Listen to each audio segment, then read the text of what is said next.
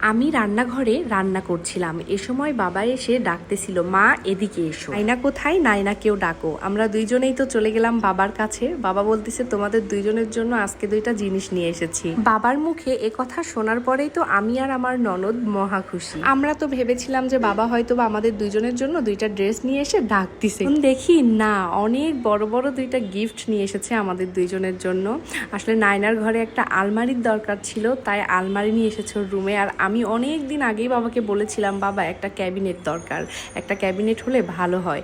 তো বাবা আজকে আলমারি কিনতে গিয়ে আমার জন্য একটা ক্যাবিনেটও নিয়ে হাজির। সত্যি আমি অনেক খুশি হয়েছি, আমার ঈদের এবার এটা সেরা গিফট ছিল। এটা জিনিসই অনেক সুন্দর হয়েছে। আর আমি আরো বেশি অবাক হয়েছি কেন জানেন? এগুলার দাম শুনে। এত কম দামে যে এত সুন্দর সুন্দর জিনিস পাওয়া যায় আমার আগে সত্যি জানা ছিল না। সবাই হয়তো বা জানেন এগুলার প্রাইস এমনই, কিন্তু আমার জানা ছিল না। আমি সত্যি অবাক হয়েছি।